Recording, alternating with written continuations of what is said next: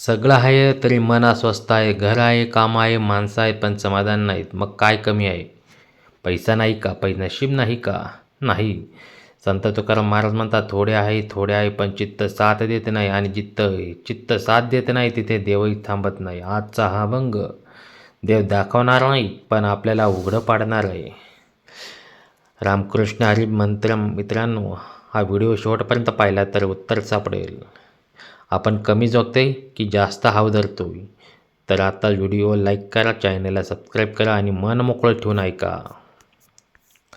थोडे आहे चित्त सहायल्या झालिया, हरच्या मरच्या पायी अंगे पांडुरंग सरले ते.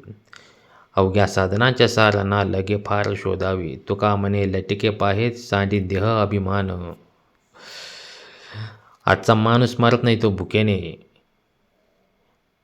तो मरतो तुलनेने. जिथे आपल्याकडे आहे तो दिसत नाही पण दुसऱ्याकडे जे आहे ते डोळ्यात खुपतं. तुकाराम महाराज हाच राग ओळखतात आणि म्हणतात, थोडं आहे पण चित्त साह्य देत नाही. तुकाराम महाराज म्हणतात, दोनदा म्हणतात थोडे आहे का? कारण मन ते मान्य करत नाही. आपल्याला नेहमी वाटतं आणखी असतं तर बरं झालं असतं. तुकाराम महाराज म्हणतात, असणं महत्त्वाचं नाही, चित्त साथ देणं महत्त्वाचं आहे. चित्त म्हणजे काय? स्वतःशी जमलेलं नातं. जे आहे त्यातून दमून न जाणं, स्वतःची भांडण न करणं.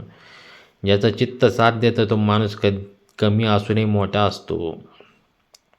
चित्त न साथ देण्याचे कारण म्हणजे सतत तक्रार, सतत तुलना, सतत चिडचिड आणि शांत बसता न येणं. हे बाहेरून नाही तर आतून आहे. हर्ष मर्च पायी अंगी पांडुरंग सरले ते. हर्ष म्हणजे आनंद, अमर्च म्हणजे राग.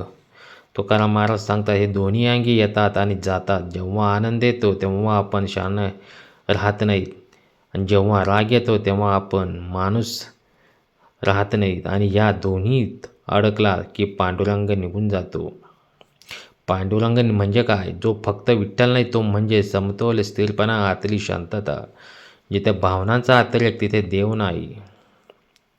आजचं सत्य, माणूस आनंदात उन्मादात जातो आणि दुःखात नैराश्यात. तुकाराम महाराज म्हणतात, हे दोन्ही टाळ.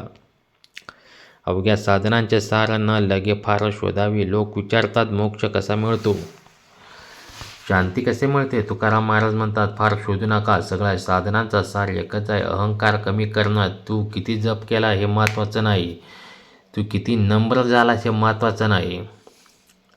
आपण देव वाढवतो पण स्वतः कमी करत नाही. आपण साधना करतो पण अहंकार ठेवतो. तुकाराम महाराज म्हणतात, हे सगळं लटिके आहे. तुका म्हणे लटिके पाय सांडी देह अभिमान. देह अभिमान म्हणजे काय? माझं ज्ञान, माझं पद, माझी ओळख, माझं नाव, हे सगळं धरून बसणं. म्हणजे जोपर्यंत मी घट्ट धरलेला आहे तोपर्यंत देव दिसत नाही. देह अभिमान आज कुठे वाढतो? सोशल मीडियावर. फोटो, देह, फॉलोवर, अहंकार, व्ह्यूज, अहंकार, इग्नोर, राग.